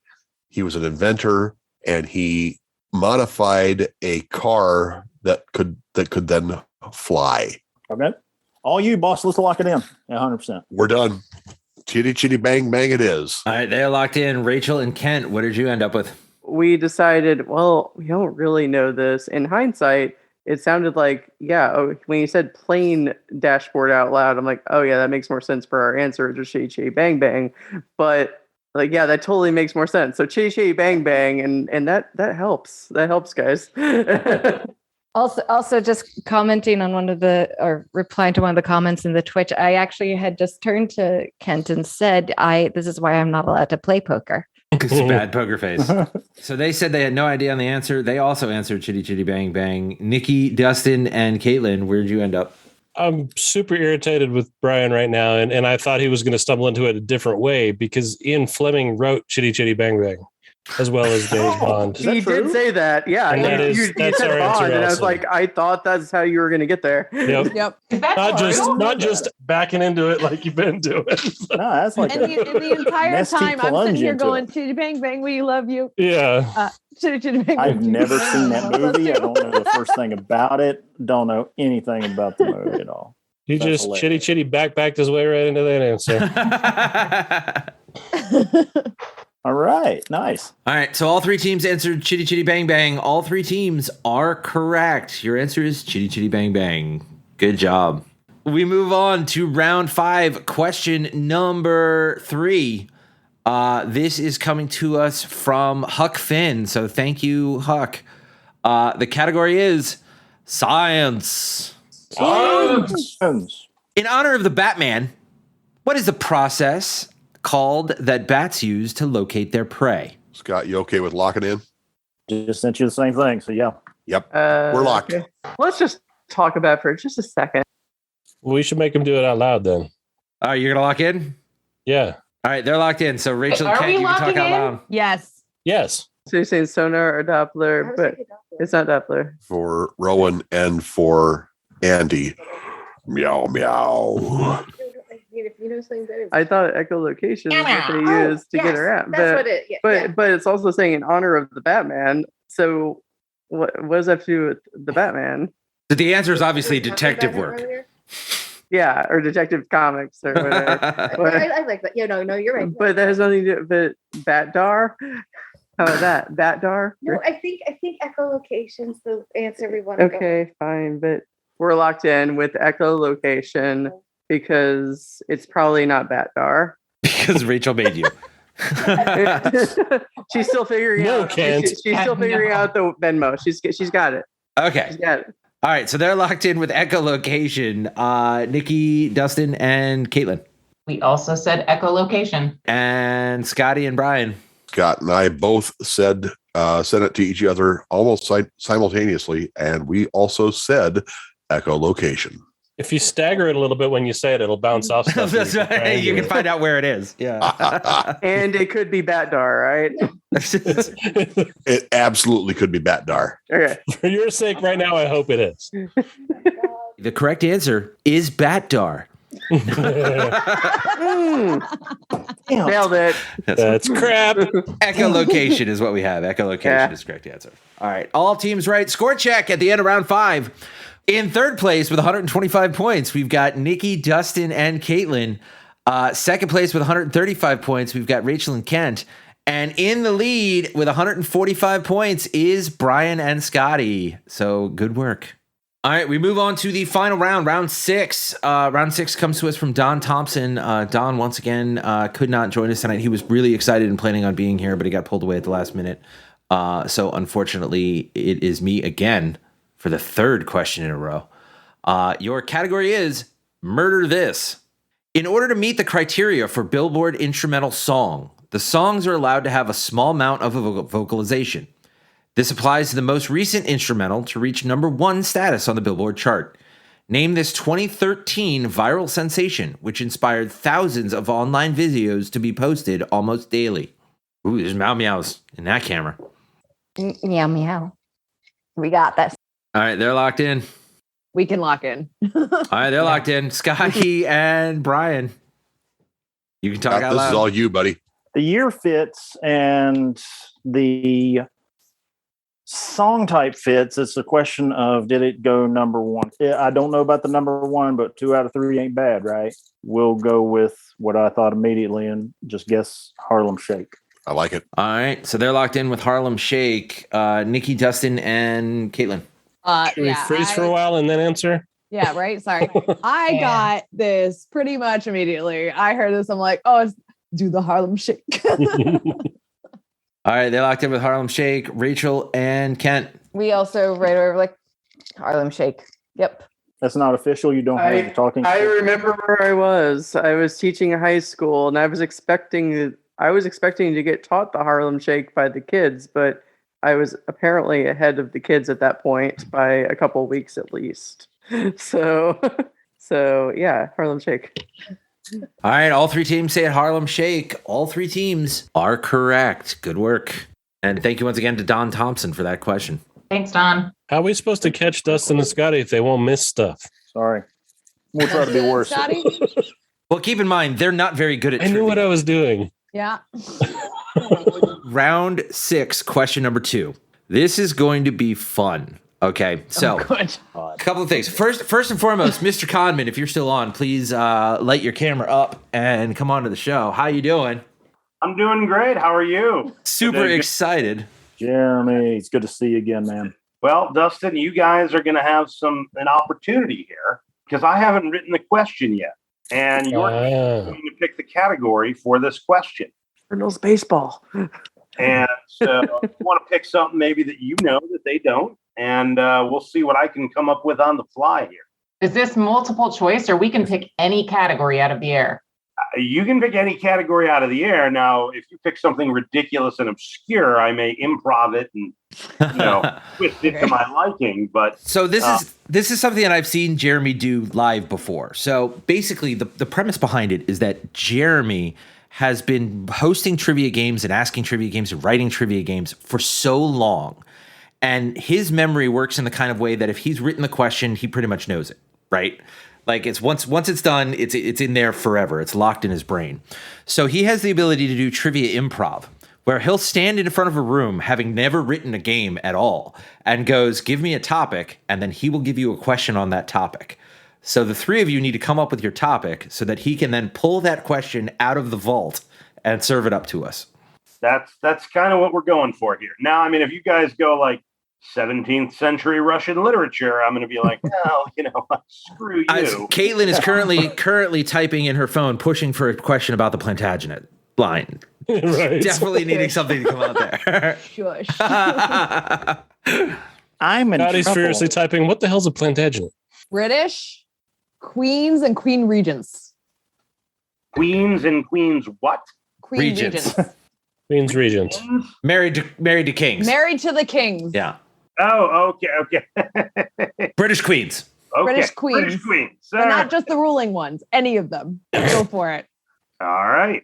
As Nikki and Dustin sit back and not have any input on this question. It feels great, I got to tell you, to know that whatever happens next is not on you. I can't help. I second Brian's reaction. I second Brian's reaction here. Yeah. I told you it was gonna add. They were gonna ask for a Plantagenet question. You should have been preparing earlier. I know. Yeah, she's being more general than that. Same vein though. All right. Your question is, who was the longest? Whoa. To whom was King Henry VIII married to for the longest amount of time? And we'll throw a bonus brigade part on there. How many days were they married? And we'll say whoever gets closest gets the bonus points and nobody else gets those bonus points. Brigade! So there you go. You want it in days or months? Days. To whom was King Henry VIII married to for the longest? And for a bonus 2 points, how long were they married in days? Thank you. Okay, should I go ahead and enter those then? Yeah. Okay. Sorry, we took so long. We weren't debating on the name. We were debating on the amount of time. All right. Well, you're locked in. No other team is locked in yet. Oh, okay. Brian and Scott look very unhappy. We're not changing our answer, so we'll call ourselves locked in. All right, Scotty and Brian, let's hear all of your extensive knowledge about the marriage of Henry VIII, how long it was to the right person. So we just picked a name out of a hat, basically. And we pretty much came up with, well, it's probably either the first one or the last one. It's either the first one because he couldn't get the divorce to go through the Church of England, or the last one because he's actually somewhat happy and ran with it. But we guessed Catherine of Aragon and 1,500 days for a nice round number. No idea. But let's go with it. Almost 5 years. Something like that. All right, Catherine of Aragon and 1,500 days. Rachel and Kent. We said Catherine of Aragon largely because we thought the others were such short periods. And then at the end, Catherine, Howard, I think. Howard at the end.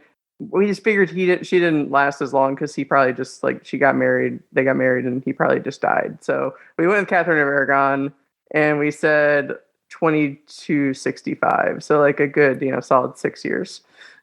All right. And Caitlyn. Yeah, we said Catherine of Aragon, and Catherine Parr was the final wife. I think. Yeah. Catherine Howard only lasted 2 years.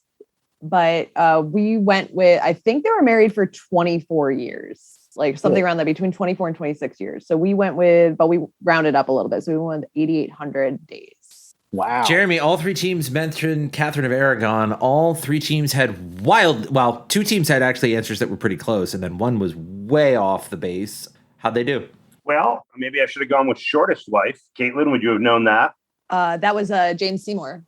Oh, was it? Maybe I'm wrong on that. I thought it was Anna Cleves. Yeah. Oh, it might have been Anna Cleves because it was only a couple months, but Jane Seymour didn't last very long. Because he saw her portrait and was like, nah. Catherine of Aragon was the first wife, was in fact longest wife of Henry VIII. So everybody will get those points.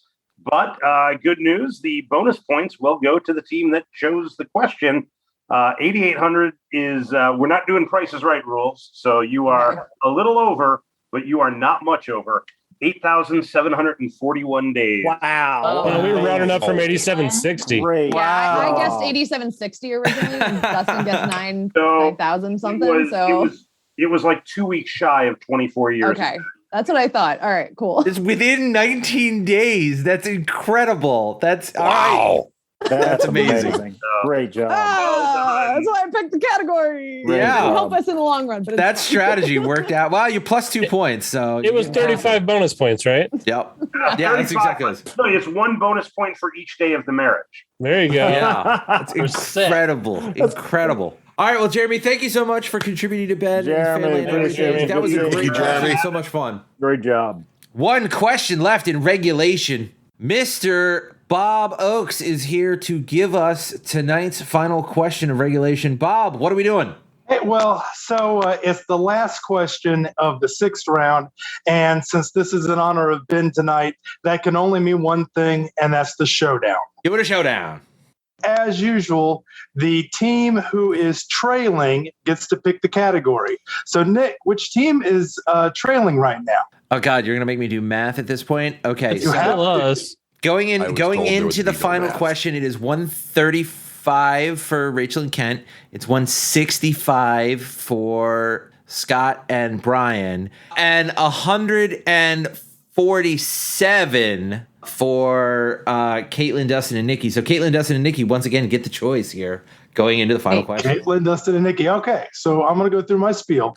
So in honor of my friend Ben, this is a showdown question. The showdown question has multiple answers, and each team has 3 minutes to write down as many correct answers as possible. Whichever team submits the most correct answers win the points. If either team submits an incorrect answer, they do not get the points.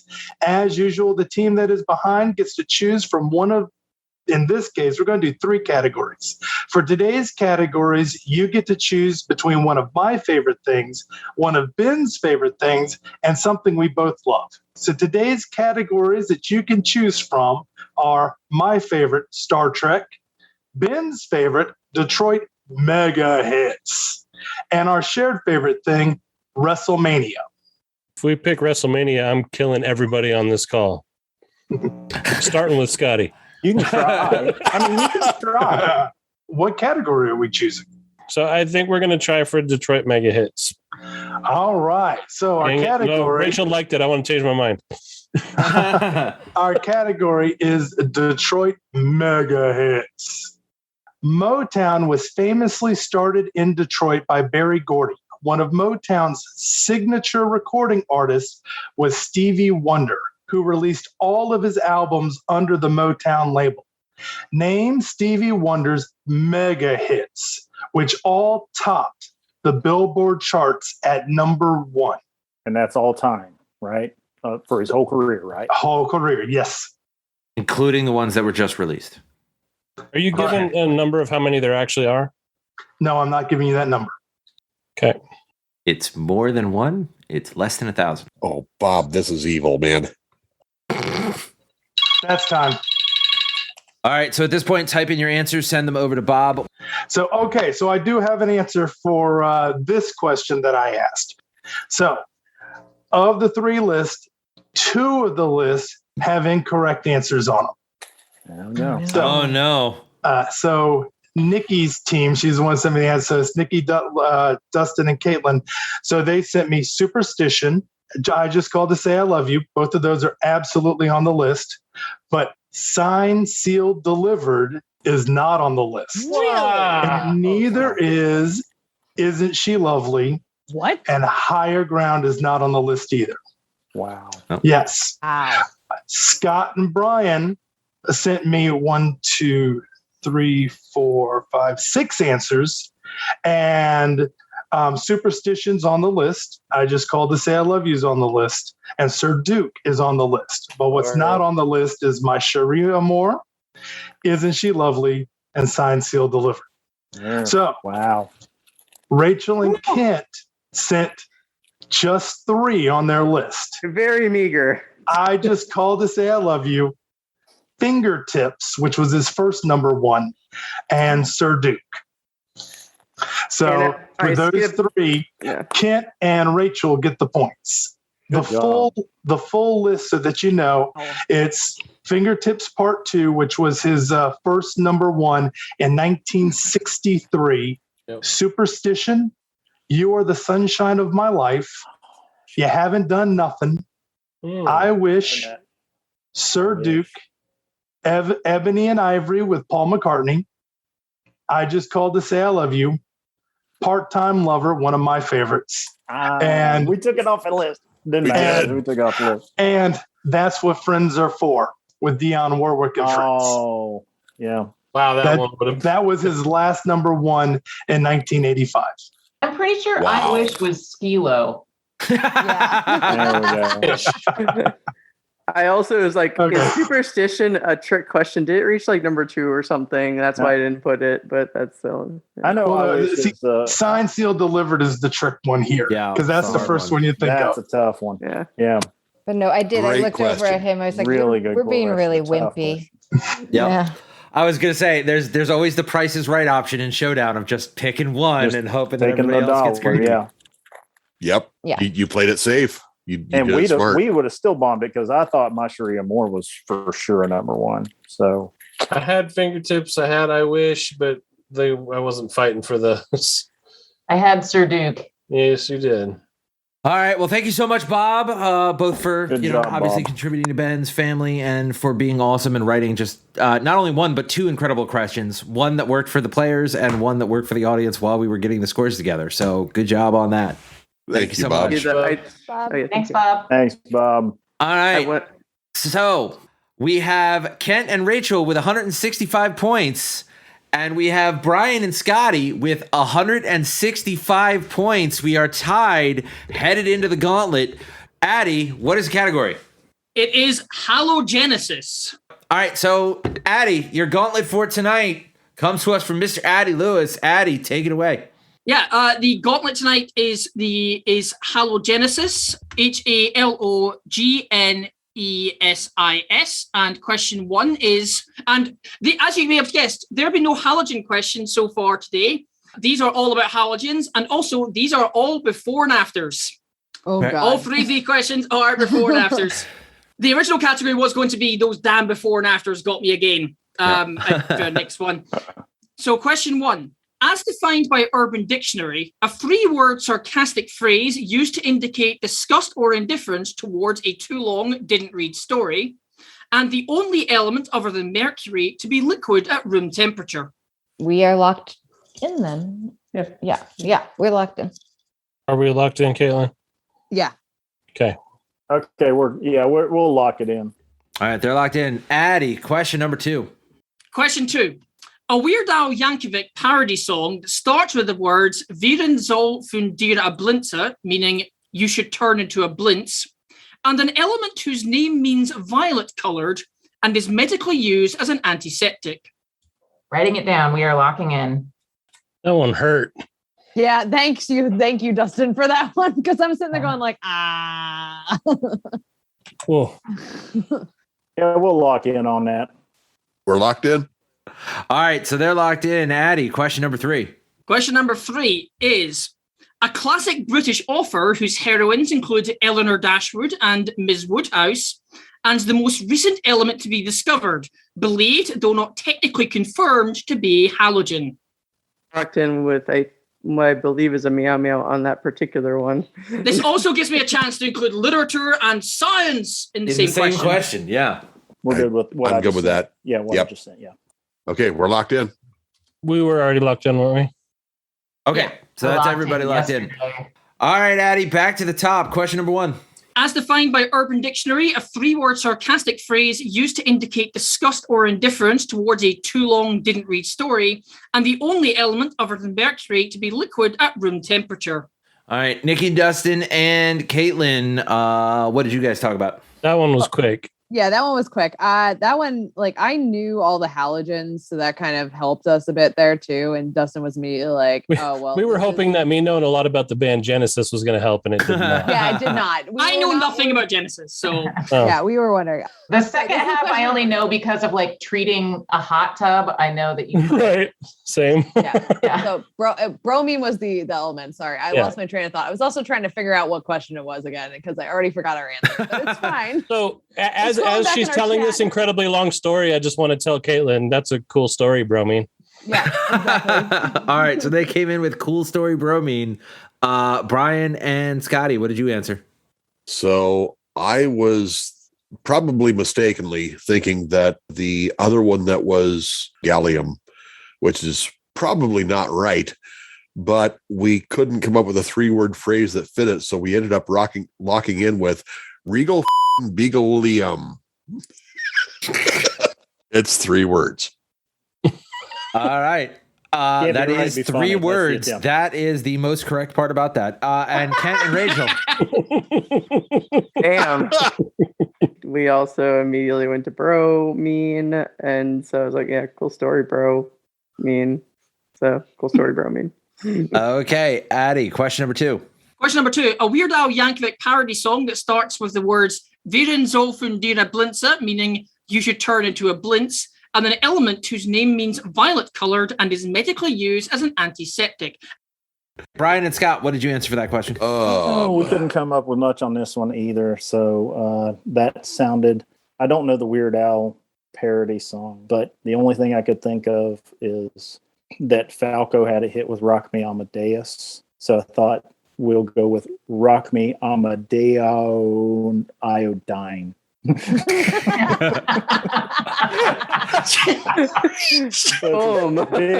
Just sandwiching it in there, aren't you? Big stretch. Hey, look, when you don't have anything, you make it work. Exactly. All right. Rachel and Kent, what did you come up with? All right. Well, first off, at one point we considered Amish paradiodine. Didn't go with that. You tell them what we went with. You all heard already what we went with. That's what we're doing. Cheese and iodine. Cheese and iodine. That's pretty close. All right. And Nikki, Dustin, and Caitlyn, what did you have? You take this, Dustin. I was scraping my brain for something where the original would have started with random foreign language stuff. And at the very last second, I think I might have got it. I think it's pretty fly for a Rabbi Odine. Rabbi Odine. All right. And Addie, question number 3. Question number 3. A classic British author whose heroines include Eleanor Dashwood and Ms. Woodhouse, and the most recent element to be discovered, believed, though not technically confirmed, to be a halogen. Kent and Rachel, where did you come from? So I just knew that the most recent, it's I forget what number, but it's late and it's Tennesseum, I believe, and so it'd be Jane Austen as the author. Those others, Jane Austen Tennesseum. Nikki, Dustin, and Caitlyn. Went with Jane Austen Scene. All Jane right. Austen Scene. And Scotty and Brian. That's the one we got. Well, yeah, it's Jane Austen Tennessee, S-I-N-E. Yeah, that's what we had too. All right. So, Addie, one more time. Question number 1. What was the question and the answer? Question number 1. The question: a 3-word sarcastic phrase used to indicate disgust or indifference toward a too long didn't read story, and the only element other than mercury to be liquid at room temperature is cool story bromine. Bromine. Gallium is just above room temperature. Bromine is the one that is actually at room temperature. Cool story, bro, is the Urban Dictionary 3-word one. phrase. Yep. So cool story bromine is your correct answer. Team number 1, Nikki, Dustin, and Caitlyn said cool story bromine. Kent and Rachel said cool story bromine. Scott and Brian said regal begalium. Begalium, yeah. And that one was not right. The other two got it right. Addie, question number 2. Question number 2, a Weird Al Yankovic parody song that starts with the words "Wir sollen dir Blinze," meaning you should turn into a blintz, and an element whose name means violet-coloured and is medically used as an antiseptic. The Jewish bit in the question was intended as a slight hint towards the fact that this is, that Dustin did get it at the end. It is Pretty Fly for a Rabiodine. Yeah. Parody of The Offspring's Pretty Fly for a White Guy. I was originally going to do it based on the Offspring one, but for a white guy, it's actually a parenthetical, so both would have fit, and I thought that would have been awkward trying to make it work with one or two. So the Beard Owl one, it's all the main title. So yes, so Dustin's team got that one. Yep. Dustin, Nikki, and Caitlyn came in with Pretty Fly for a Rabiodine. We got Rock Me Amadiodine out of Scotty and Brian. And Cheese and Iodine out of Rachel and Kent. So, yep, Dustin, Nikki, and Caitlyn got that one right as well. So, Addie, question number 3. A classic British author whose heroines include Eleanor Dashwood and Ms. Woodhouse, and the most recent element to be discovered, believed though not technically confirmed to be a halogen. The clue here was that Ms. Woodhouse's first name would have given it away because her first name is Emma, the title of the book. It is Jane Austen. It is Tennessee, element 117. Yep, Jane Austen. The most recent, the last element in the table, Organessa, in element 118, is believed to be a noble gas. That was actually discovered before. Yep. So, Nikki, Caitlyn, and Dustin got Jane Austen. Scotty and Brian got Jane Austen. And Rachel and Kent got Jane Austen, which makes me really happy that it did not affect their gauntlet, because then I don't have to make a decision as to whether or not it's right. Had I had to make that decision, it would have been Addie's decision, so that I, once again, did not have to make it. But neither one of us have to worry about it because it didn't matter. So, headed into the final round, one team got the gauntlet. The other two teams didn't. The team that got the gauntlet was the one that was trailing. So, let's start with the teams that were in the lead headed into the final. Brian and Scotty, you had 165 points. You were in first place headed into the gauntlet. What was your wager? We had all the confidence in where we were just going to knock this out. So we went with 0 because I'm lying about the confidence thing. So we bet 0. They bet 0, which means their final score is 165 points. Still in the lead as long as we don't pay attention to what the other teams did. Rachel and Kent, you were also tied for the lead with 165 points. You once again did not get the gauntlet. What did you wager? Kent had said that you always wager 0 on the gauntlet. And I said that was a strategy that required very little math, so I was for it. And that's what we did. Interesting. So currently we are in a tie with the two first place teams, both wagering 0. That means that the team of Nikki, Dustin, and Caitlyn, who did get the gauntlet correct and will receive all of the points that they wagered, can determine whether or not they will win their game right here. You had 147 points going into the gauntlet. Did you wager enough points to take the lead? I am really, really hoping that you wagered only 18 points. I was furiously fighting that at least one of these jerks was going to go 0, if not both. Yeah. So we had a whole argument about this because Nikki was like, well, we've never gotten all the 3 right. So we should winners bet 0. I'm like, so do these guys. but we're like, but we're already last. So we might as well go in. So we wound up betting 20. They bet 20. So with a final score of 167 to 165 to 165, your winner, courtesy of the bonus brigade tonight and the 2 points on Jeremy Conman's question about the Queens of England. Nikki, Dustin, and Caitlyn coming from behind for the win. Great job. Thank my you God. for letting me know all the halogens. That's what helped here. That and knowing how long Catherine of Aragon was married, that was big too. I was pretty sure it was like 24 years. It was Oh my God. Either way, I mean, you guys would have probably. There's ended at, like, just 21 smoking pieces or of barn whatever. everywhere. Either way, you guys earned it at the end, and that's what matters. I mean, you Absolutely. earned it with the gauntlet, so that's the big thing. So great job. Yeah, if it wasn't for your Weird Al one, Dustin, there was no way in hell. That is a great game. It is a great ending. That could not have been closer, which is always my hope that the teams I put together end up somewhere around exactly the same score. And I think this is about as best as that could have ended up. So thank you all so much for both contributing. Thank you so much for sending your questions in, for donating to Ben and his family and getting all of this together. I got to say, personally, I really was thinking that tonight was, I said it in one of the posts earlier, it's going to be a night of technical difficulties and huge problems. I don't think this could have gone much better. No. Everything worked out great. We had a great audience. This was great. This was all a great time. Thank you all for being a part of Takeover 4. I would be remiss in becoming a part of the crew if I did not tell you that if you're not already a Patreon, go to patreon.com. At the $5 level, you get access to almost every exclusive shows or every other of the regular shows. And there's like 320 shows on the exclusive feed. So you can go back and get those. Thank you all for being on the show. Usually this is the point where everybody gets to say something. There are too many people in this chat to do that. So on everybody's behalf, thank you so much for being a part of this stream, of being a part of something new, of doing incredible things together, and hopefully in the future we'll do more amazing things as a group. So thank you all so much for being on the show. This is episode 4 of Trivial Warfare Takeover, and we will see you next time. Bye. Can we get an actual honk? Honk.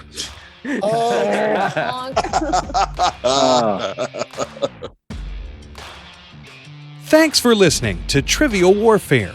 Be sure to check out the revamped TrivialWarfare.com as your one-stop shop to submit questions, join the community, and get access to over 150 archived episodes.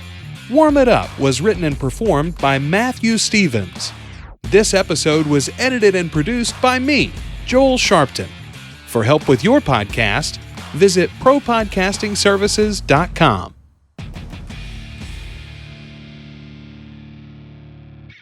We actually do, for those of you who are interested, we actually do have a plan in place for season 3 of Things That Are Blank. I will not be saying what that is today, but there is a plan in place and announcements will be in the future. But there will be a season 3. Thank you for that very vague announcement.